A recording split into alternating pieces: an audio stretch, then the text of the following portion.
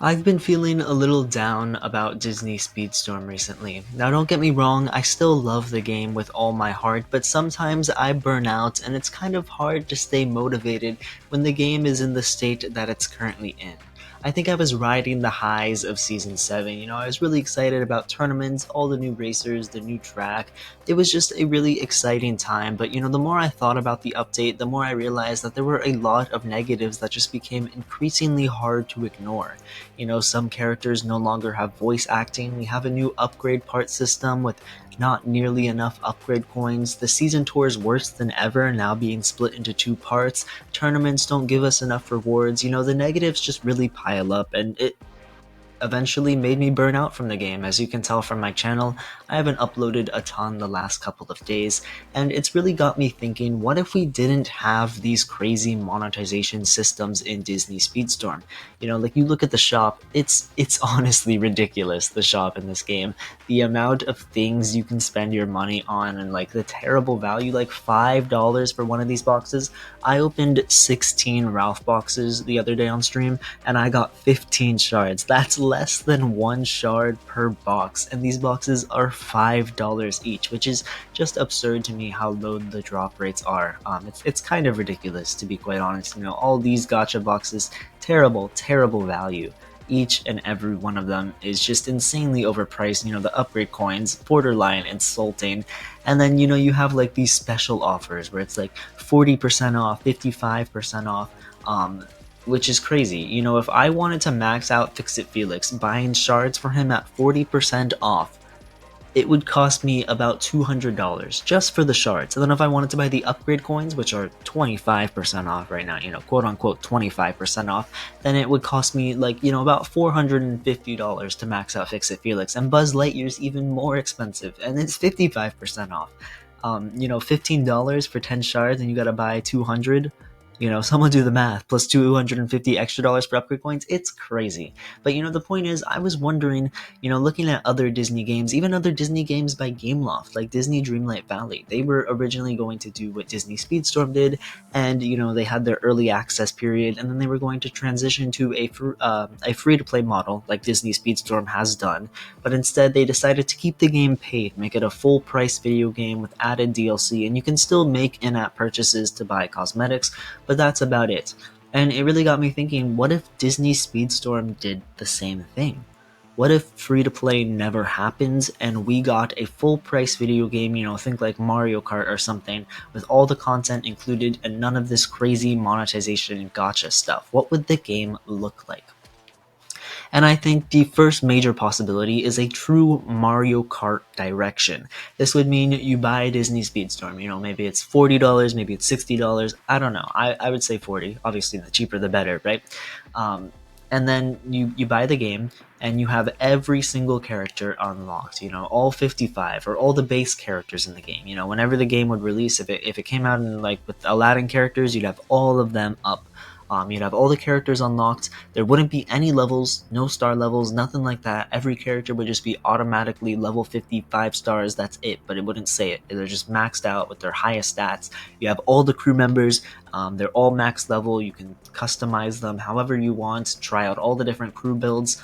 Ranked multiplayer still be a thing, just levels aren't a factor anymore. Regulated multiplayer, you could honestly probably remove, there wouldn't be a need for it anymore since the game would essentially be entirely regulated.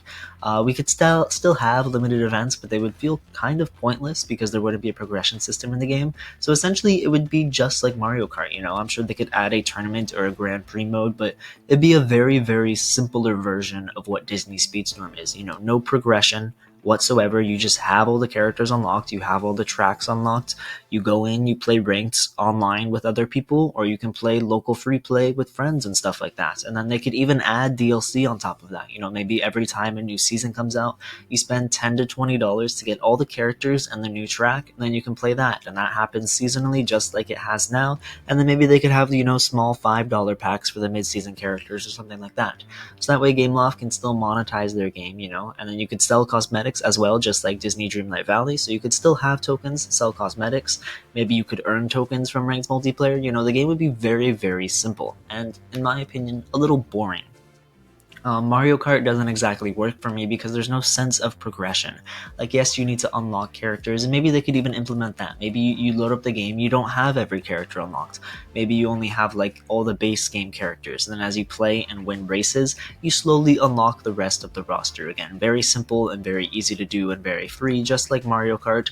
And the game would be a simple and fun kart racer. And in my opinion, I think it would perform well. However, this never really was a possibility. Disney Speedstorm has had progression even when it was a full price game in early access, or maybe not full price. You could get in for about $30, which is a little less than a full price game. But even in that state, Disney Speedstorm always had a pretty hard progression system where it was extremely hard to level up and stuff like that. So, in my opinion, this possibility of a very simple version of Disney Speedstorm with characters being sold as DLC only, and you have pretty much everyone unlocked with no progression system, pretty much just a clone of Mario Kart, but with Disney characters and everything we love about Disney Speedstorm, the fun tracks, the cool unique skills, the nice drifting system. That version of Disney Speedstorm was never really a possibility, in my opinion. However, there's another way to go about this. Obviously, that version of Disney Speedstorm, I don't know if people would like it or not. In my opinion, I do prefer the version we have to that one. Even though the monetization is crazy, I really do love the idea of a progression system. I would definitely like it to be more simple than it is now, needing shards and upgrade coins, and it's way too much. It's way too difficult and challenging, but it is satisfying. I will say, I do enjoy leveling up all my racers and collecting shards for them. It's a fun component of the game. I just wish it was easier to do, which is where, my second this is my true dream version of Disney Speedstorm would come. And just a quick note, this is not possible. I've heard some people discuss, oh, what if Disney Speedstorm changed? What if they switched to a full price game from free to play and then they started cutting back on monetization and only selling cosmetics? That's not possible, guys.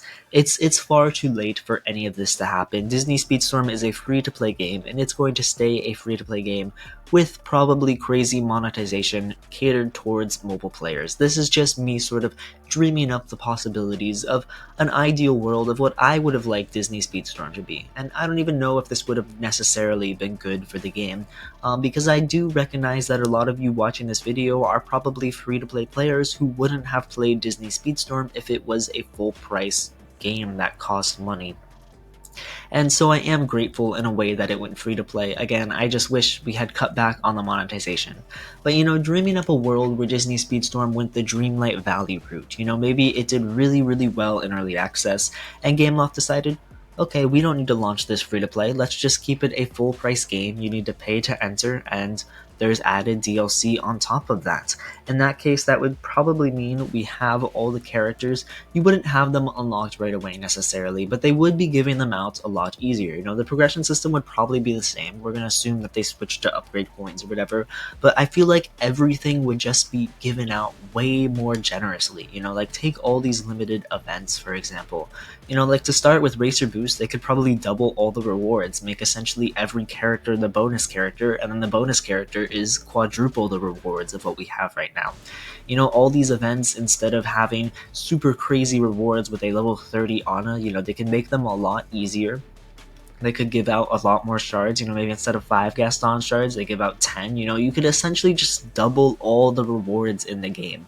The Golden Pass, in my opinion, I think they should flip-flop the free and premium rewards with the exception of Felix's shards. So that way, you can get 2 box credits as a free-to-play player, and then if you buy the pass for $10, you can get 1. So there's still monetization for the game, just like Dreamlight Valley.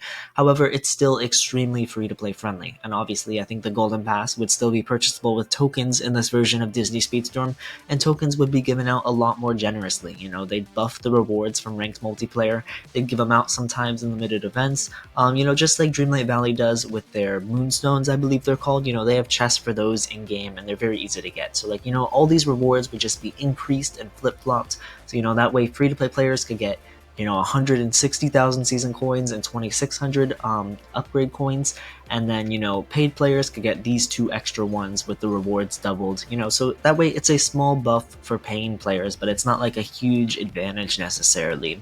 And I think gotcha boxes in this version, this ideal version of Disney Speedstorm, should be removed. It's just they're not necessary.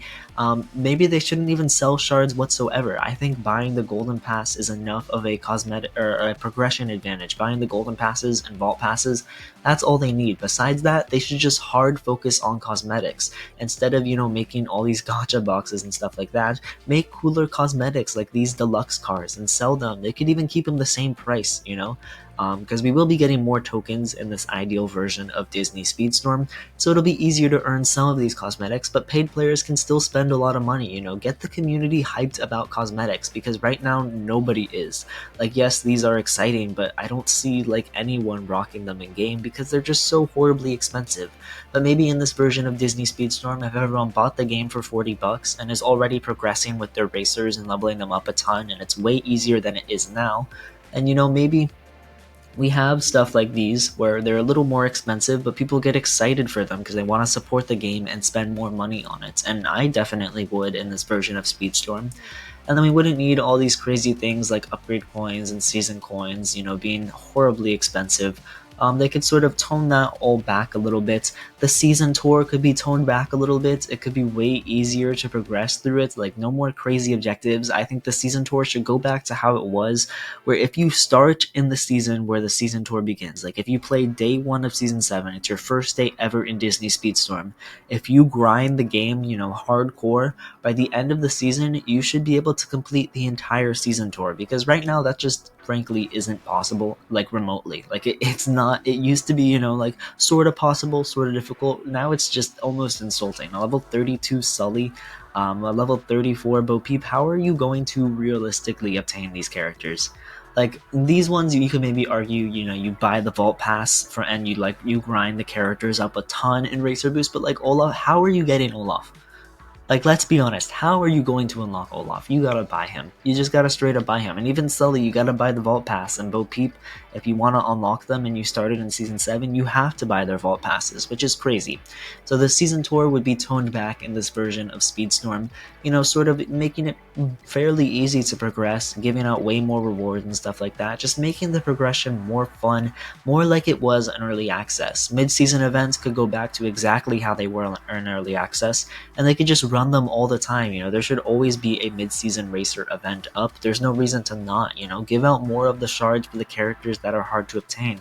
Like Steamboat Pete hasn't had an event in such a long time. A lot of these mid-season characters honestly feel kind of neglected, and as we grow our mid-season roster, it's going to be harder and harder for these characters to come back in a timely manner. And if you missed out on some of these characters in their initial debut, or you weren't good enough to, maybe get into the top 10% or 5% or 15, however much you need to unlock the character, it'll sort of be scaled back and easier to unlock, which I think would be a lot better, again, in this version of Speedstorm. And then limited events, again, just double all the rewards, make them more fun. In my opinion, this version of Disney Speedstorm would be ideal. It would be essentially what Disney Dreamlight Valley did, where they announced free-to-play, but they pivoted, and this would have obviously happened over 6 months ago, because it's been that long since the game has gone free-to-play. But let me know, what do you guys think? Would you like this version of Disney Speedstorm? What is your ideal version of Disney Speedstorm? Do you think the game is good as a free-to-play scenario? Do you think they need to change anything with monetization or progression? I just had this thought because, this discussion does come up a lot in the community as to what if it went down the Dreamlight Valley route? And this is what I think would happen, I think everything would be scaled back, more focus on cosmetics, less spending money on progression, and honestly, it sounds like a pretty good version of Speedstorm, definitely compared to what we have now. However, I still am optimistic for the game's future, and at the end of the day, I am glad that Disney Speedstorm went free to play, because I'm glad our community's bigger, and I appreciate having all of you guys here, and I know a lot of you are free-to-play players, and so I'm grateful that you all have a chance to experience Disney Speedstorm, even if it is a little pricey and a little bit of a greed-focused monetization style, but at least you guys are playing the game, and it is fun as a free-to-play player. It's hard, you're not getting a lot, and you need to go in with the mindset that you will not be able to experience all the content the game has to offer. But if you are able to swallow and stomach that pill, then it's a fun game. It really is the best Disney racing experience I think we've ever had. A lot of people compare it to Disney Infinity or whatever, and I think it's better than that. This is truly the ultimate Disney racing experience, and it really is. It's not often we get super cool crossover games with a ton of different Disney franchises like this, and I think this is executed really well. It really just is held back by its crazy monetization. But yeah, I just wanted to get this off my chest. Thank you guys for watching. I hope you enjoyed this video. Again, be sure to share in the comments what your sort of ideal monetization scheme for Speedstorm looks like. I want to hear all of your guys' thoughts. And I'll catch you all in the next video. Thank you guys so much for watching. Peace out.